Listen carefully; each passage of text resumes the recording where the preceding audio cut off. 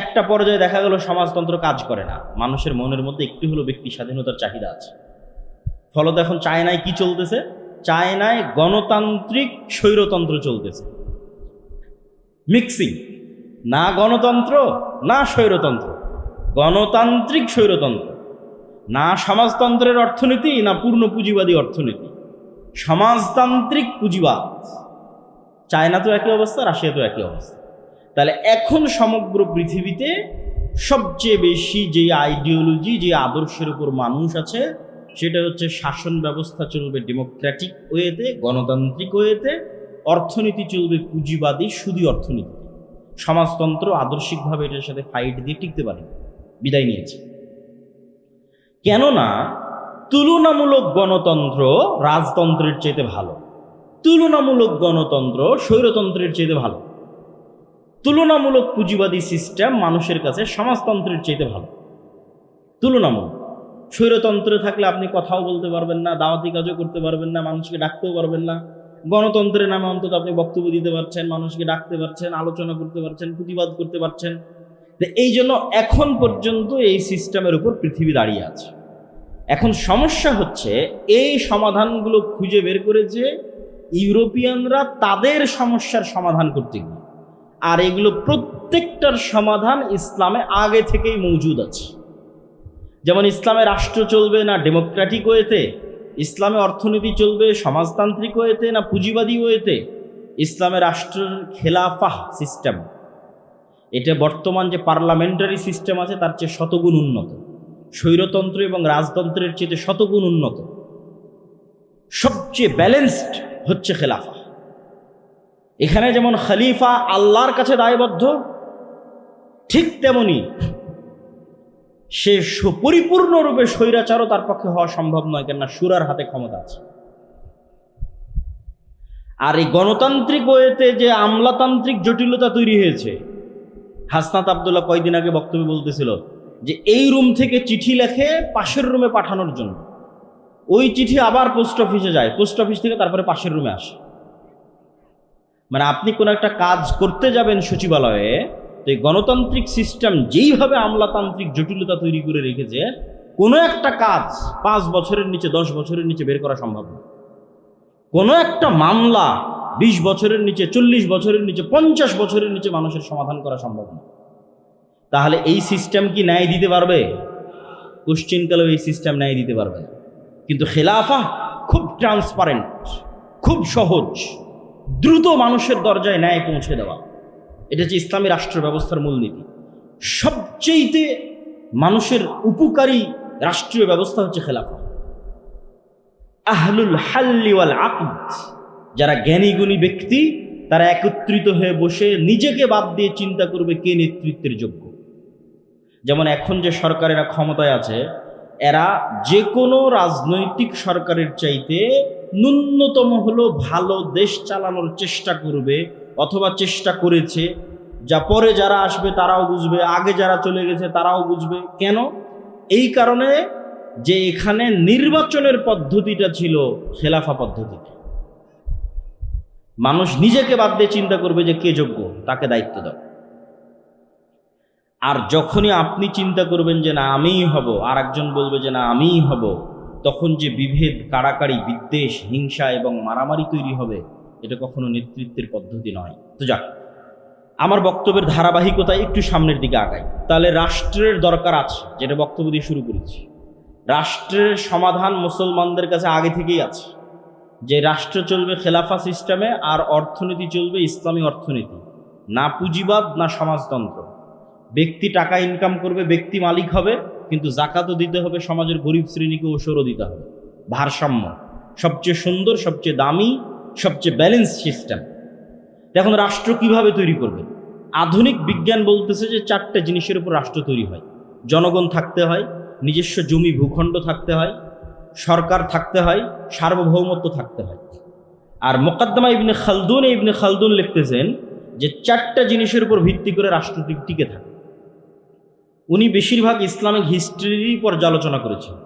সেই 4টে জিনিসের 1 নাম্বার বলেছেন আসাবিয়া, আইডিওলজি, নির্দিষ্ট আদর্শের উপর কট্টর হওয়া। নির্দিষ্ট আদর্শের উপর শক্ত হওয়া, এটা ছাড়া কোনোদিন রাষ্ট্র প্রতিষ্ঠা হয় না। যেমন যারা সমাজতান্ত্রিক রাষ্ট্র প্রতিষ্ঠা করেছে, ওরা সমাজতন্ত্রের আদর্শের উপর খুব কট্টর, খুব শক্ত ছিল। আজকে যারা গণতান্ত্রিক রাষ্ট্র প্রতিষ্ঠা করতেছে, তারা সবাই দেখবেন, সবার মুখে বলি যে গণতন্ত্রই মুক্তি, গণতন্ত্রই মুক্তি, সবাই বলবে, বাক্য বিনা বাক্য ব্যয়ে বলবে। তার মানে গণতন্ত্রের উপর কট্টর হওয়াই গণতান্ত্রিক রাষ্ট্র প্রতিষ্ঠার মূল শর্ত। সমাজতন্ত্রের উপর কট্টর হওয়াই সমাজতান্ত্রিক রাষ্ট্র প্রতিষ্ঠার মূল শর্ত। আজকে ইসরায়েলেরা রাষ্ট্র প্রতিষ্ঠা করেছে ইহুদিবাদের উপর কট্টর হওয়ার মাধ্যমে। আজকে হিন্দুরা রাষ্ট্র প্রতিষ্ঠা করেছে হিন্দুত্ববাদী আদর্শের উপর কট্টর হওয়ার মাধ্যমে। তো মুসলমানেরা একদিনে রাষ্ট্র তৈরি করতে পারবে, ইসলামী রাষ্ট্র, শুধু সকল বিচারকের বিচারক, বিচার করা তার দায়িত্ব, পৃথিবী পরিচালনা করা তার দায়িত্ব। তাহলে সাময়িকভাবে যখন আপনি রাষ্ট্র ক্ষমতার মালিক, তখন আপনি কি কুলিল্লাহুম্মা মালিকাল মুলকি তুতিল মুলকা মান তাশা, আল্লাহর এই বিশাল রাজত্বের মধ্যে ন্যূনতম রাজত্বে সামান্য সময়ের জন্য আল্লাহ আপনাকে দিন। মানে যেটা আল্লাহ সুবহানাহু ওয়া তাআলার গুণ, যে উনি রাজাধিরাজ, মালিকাল মুলক তুতিল মুলকা মান তাশা, ওই গুণ থেকে ন্যূনতম একটা গুণের আল্লাহ সুবহানাহু ওয়া তাআলা সামান্য সময়ের জন্য পৃথিবীর একটা সামান্য অংশের সামান্য ক্ষমতা আল্লাহ সুবহানাহু ওয়া তাআলা আপনার হাতে। তো এই জন্য এখানে ন্যায় লাগবে। ন্যায় ছাড়া আল্লাহ সুবহানাহু ওয়া তাআলার আদর্শের সাথে মিলবে না। এখানে আল্লাহ ন্যায় পরায়ণ। ন্যায় যেখানে নাই, ওই রাষ্ট্র ব্যবস্থা ভেঙে পড়বে। গত 16 বছর যে রাষ্ট্র ব্যবস্থা চলেছে, ভেঙে গেছে, টিকতে পারে। ন্যায় না থাকলে কোনো রাষ্ট্র ব্যবস্থা টিকবে না। আসাবিয়া লাগবে, নিজের দিনের উপর শক্ত হতে হবে। 2 নম্বর, ন্যায় প্রতিষ্ঠার প্র্যাকটিস শুরু করতে হবে। 3, মুকাদ্দাম ইবনে খালদুন তিনি লিখেছেন, যত রাষ্ট্র ধ্বংস হয়ে গেছে ভোগ বিলাসিতার কারণে, এবং 4 নম্বর দুর্নীতির কারণে ধ্বংস হয়ে গেছে। ইসলামী রাষ্ট্র মানে সবাই হিজাব করবে, সবাই পর্দা করবে, সবাই নামাজি হবে, এটা তো অবশ্যই আছে। কিন্তু সবাই ধরেন সালাত আদায় করলো, সবাই হিজাব করলো, পর্দা করলো, কিন্তু সবাই একজন আরেকজনের উপর জুলুম করতেছে, তাহলে এটা ইসলামী রাষ্ট্র নয়। সবাই উমরা করে এসে, হজ করে এসে, রাতে তাহাজ্জুদের সালাত আদায় করে এসে ঘুষ খাচ্ছে, সুদ খাচ্ছে, মানুষকে হত্যার আদেশ দিচ্ছে, এটা ইসলামী রাষ্ট্র নয়। ইসলামী রাষ্ট্র মানে যেখানে প্রত্যেকটা মানুষ তার ন্যায় বুঝে পাবে, 1 টাকাও দুর্নীতি হবে না, সেটা ইসলামী রাষ্ট্র। যে রাষ্ট্রের দুর্নীতি আছে ওই রাষ্ট্র টিকবে না, যে রাষ্ট্রের অন্যায় আছে ওই রাষ্ট্র টিকবে না, আর যে রাষ্ট্রের মানুষ ভোগ বিলাসী সে রাষ্ট্র টিকবে না। আর সবাই চাইবে যে আমরা ভোগ বিলাসী থাকি। আমি সব শেষে বলবো যে আমরা কিভাবে ইসলামী রাষ্ট্র প্রতিষ্ঠা করতে পারি, সব শেষে গিয়ে আলোচনা করব। এখন সারমর্মে চলে আসি যে আমাদের কাছে সমাধান আছে, কিন্তু আমরা এই বিশাল গোলক ধাঁধায় পড়ে গেলাম কিভাবে? আমাদেরকে ইউরোপিয়ানরাই এই গোলক ধাঁধায় ফেলে দিয়েছে। ফেলে দেওয়ার সুযোগ কখন পেল? ফেলে দেওয়ার সুযোগ পেল যখন সমগ্র বিশ্বে ইউরোপীয় উপনিবেশ প্রতিষ্ঠিত হল। 200 বছর যাবৎ প্রায় সমগ্র বিশ্বে ইউরোপ দখল করে নিয়েছে। এই ইউরোপীয়, আজকে মুসলমানদের যত সমস্যা, সব সমস্যার গোড়া হচ্ছে ইউরোপীয় উপনিবেশ। আজকে বাংলাদেশ, পাকিস্তান, ভারত মানচিত্রের সীমানা কে এঁকে দিয়েছে? কাশ্মীর সমস্যা কে এঁকে দিয়েছে? রোহিঙ্গা সমস্যা কারা তৈরি করেছে? ইউরোপীয় উপনিবেশ। আজকে সুদান পরস্পরে মারামারি করতেছে, কে তৈরি করেছে? আফ্রিকার দেশগুলোকে পরস্পরের মধ্যে কারা ভাগ করে নিয়েছে? স্পেন ভাগ করে নিয়েছে, ফ্রান্স ভাগ করে নিয়েছে, ইতালি ভাগ করে নিয়েছে। আফ্রিকার মুসলিম দেশেরা তাদের স্বর্ণ নিজের ইচ্ছা মতো বাইরে বিক্রি করতে পারবে না, নিজের কেন্দ্রীয় ব্যাংকে টাকা রাখতে পারবে না, ইচ্ছা মতো বাইরের দেশ থেকে অস্ত্র কিনতে পারবে না, এগুলো বলে এখনও তাদেরকে গোলাম করে রেখেছে। অথচ পৃথিবীর সবচেয়ে বেশি খনিজ সম্পদ আফ্রিকায় আছে, অথচ পৃথিবীর সবচেয়ে গরিব আফ্রিকার মানুষ। এত বড় বৈপরীত্য জুলুম কারা টিকিয়ে রেখেছে? ইউরোপ টিকিয়ে রেখেছে, ফ্রান্স, ইতালি, স্পেন টিকিয়ে রেখেছে। আজকে ফিলিস্তিনের সমস্যা কারা তৈরি করেছে? একই ভাষায়, সব আরবি ভাষায় কথা বলতেছে। সৌদি, কুয়েত, কাতার, বাহরাইন, ফিলিস্তিন, ইরাক, ইরান, সিরিয়া, লেবানন, মিশর, আলজেরিয়া সব আরবিতে কথা বলছে। অথচ এক দেশের সাথে আর এক দেশের শত্রুতা, মারামারি, গন্ডগোল। সুদানের মধ্যে মুসলমানেরা মারামারি করতেছে। তো এদের সব এক দেশ থেকে আর এক দেশের মানচিত্রগুলো কারা তৈরি করেছে? ইউরোপেরা তৈরি করেছে। ফিলিস্তিনের মানচিত্র কে তৈরি করেছে? ইসরায়েলের, ওর মধ্যে ইউরোপেরা তৈরি করেছে। মুসলমানদের যে কোনো সমস্যার গোড়ায় হাত দিবেন, দেখবেন ইউরোপীয় উপনিবেশ। ইউরোপীয় উপনিবেশের গোলামির চিহ্ন এখনো মুসলমানেরা বহন করে বেড়াচ্ছে। তো তখনই তারা আমাদের এই রাষ্ট্র কাঠামোটাকে এমন অবস্থায় দাঁড় করিয়ে গেছে যেন এখানে ইসলামী রাষ্ট্র কাঠামো আর প্রতিষ্ঠিত করা সম্ভব না। তাহলে আমাদের বাংলাদেশ, আমাদের আজকের পাকিস্তান, এটা কোন কাঠামোর উপর দাঁড়িয়ে আছে? যতই 1947 বলেন যে স্বাধীনতা পেয়েছি, যতই বলেন 1971 স্বাধীনতা পেয়েছি, আপনি বাংলাদেশের পুলিশ আইন বের করেন, বাংলাদেশের ফাউন্ডেশনের অনুমোদন হবে সেটার আইন বের করেন, যে কোনো আইনে হাত দেন, সব ব্রিটিশ কাঠামোর উপর দাঁড়িয়ে আছে। কাঠামো ওটাই, কাঠামো চেঞ্জ হয়নি। তাহলে ডেমোক্রেটিক সিস্টেম, সেকুলার সিস্টেম, এগুলো ইউরোপেরা তাদের সমস্যার সমাধান করার জন্য আবিষ্কার করেছে। তারপরে মুসলমান দেশগুলোকে যখন তারা দখল করে নিয়েছে, তখন এই জিনিসগুলোই তারা মুসলমানদের উপর চাপিয়ে দিয়েছে। নাও এটাই তোমাদের সমস্যার সমাধান। তোমরাও অন্ধকার যুগে ছিলা। হ্যাঁ, মুসলমানরা তো কোনোদিন অন্ধকার যুগে ছিলই না। মুসলমানদের ইতিহাসে কখনো খেলাফতি নিজামে এত জুলম, এত অত্যাচার, এত হত্যা কখনোই হয়নি। গত 100 বছরে খেলাফতবিহীন অবস্থায় যত অত্যাচার, যত জুলুম, যত হত্যা হয়েছে। সম্মানিত উপস্থিতি, তাহলে আমাদের বুঝতে হবে যে ইসলামের রাজনীতি আছে, ইসলামের রাষ্ট্র ব্যবস্থা আছে, আবার গণতন্ত্রই যে একমাত্র মুক্তি, এটাও চরম ভুল। আবার আমি রাজনীতিও করব না, এটাও চরম ভুল। আপনাকে বুঝতে হবে যে ইসলামের রাজনীতি কোনটা, ইসলামের রাষ্ট্র ব্যবস্থা কোনটা, এবং কিভাবে প্রতিষ্ঠিত করা সম্ভব। এবার বাস্তব উদাহরণে আসে, একদম প্র্যাকটিক্যাল উদাহরণে আসে। এই যে জুলাই বিপ্লবের কথা বলা হয়, 2000 মানুষ জীবন দিল। এই 2000 লাশের বিনিময়ে এখন পর্যন্ত শিরকি জাতীয় সঙ্গীতের জায়গাতেই আছে। কি হয়েছে? কিছু হয়নি। 1972 সালে হুবহু ভারতের সংবিধানকে কপি করে যে সংবিধান তৈরি করা হয়েছে, ওই সংবিধানের জায়গাতেই আছে। আর কত উদাহরণ নেবেন? তাহলে কোনো চেঞ্জ নাই। তাহলে কেন এটা রাখা হলো? এটাই আমি বলি যে এটা হচ্ছে প্রিম্যাচুর ডেলিভারি।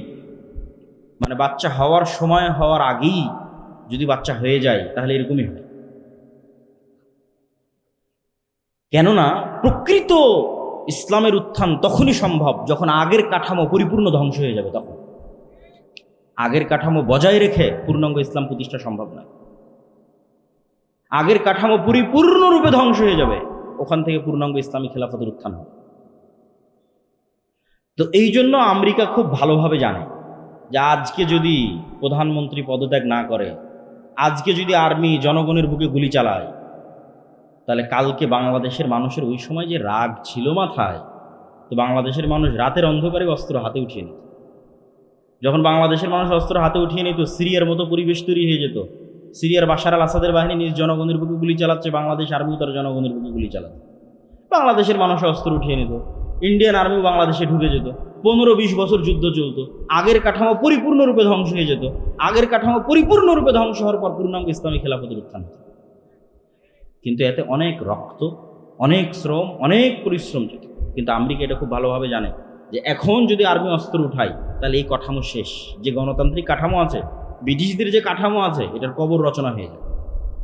অতএব যার উপর রাগ উঠেছে সে পদত্যাগ করুক, মানুষ ঠান্ডা হয়ে যাক, কিন্তু কাঠামো বেঁচে যাক। বুঝেননি মনে হয়? তাহলে সব মানুষের রাগ উঠে গেছে, বাঙালি যেহেতু হুজুগে বাঙালি, যেই মানুষের উপর রাগ উঠে গেছে, বাবা তুমি এখন সরে যাও, সরে গেল, মানুষ সব ঠান্ডা হয়ে গেল, কাঠামো যে কার সেই থাকে, কোনো পরিবর্তন নাই। এই হলো অবস্থা, সম্মানিত উপস্থিতি। এবং এইভাবেই খেলা হয়। যেহেতু আজকের আধুনিক বিশ্বের মূল ক্ষমতার চাবিকাঠি তাদের হাতে, সুতরাং তারা এইভাবেই খেলে। তাদের কাঠামো তাদের টিকিয়ে রাখতে হয়, কেন কাঠামো ভেঙে পড়লে সেখান থেকে ইসলামের উত্থান হয়। এটা খুব ভয়ঙ্কর জিনিস, এটা তারাও খুব ভালোভাবে জানে, তাদের জন্য এটা খুবই ভয়ঙ্কর। এখন আসি যে আমরা আসলে যদি ইসলামী রাষ্ট্র প্রতিষ্ঠা করতে চাই, আমরা এখন এই কাঠামোর মধ্যে থেকে কিভাবে চেষ্টা করি। আমি যারা গণতান্ত্রিক রাজনীতি করতেছে, গণতান্ত্রিকভাবে মুসলমানদের অধিকার আদায়ের চেষ্টা করতেছে, আমি কোনো সময় গত 2 বছরে তাদেরকে আঘাত দিয়ে হিট করে কথা বলা, আমি ওই পর্যায়ে যেতে চাই না। আমি সবসময় যৌক্তিক প্রশ্ন তুলে ধরতে চাই, যাতে মানুষ চিন্তা করার সুযোগ পায় যে আমি যেটা করতেছি এটাই কি একমাত্র রাস্তা, না আসলে আর কোনো রাস্তা ছিল। কেনা নিয়ত তো সবার ঠিক, সবাই তো বলতেছে আমরা রাষ্ট্র ক্ষমতা ইসলাম দেখতে চাই। তো সবাই যদি রাষ্ট্র ক্ষমতা ইসলাম দেখতে চায়, তাহলে কিভাবে সম্ভব? আমার ছোট্ট জ্ঞান, আমি যতটুকু বুঝি, আমার ধারণা, আমার চিন্তা চেতনা ভুল হতো।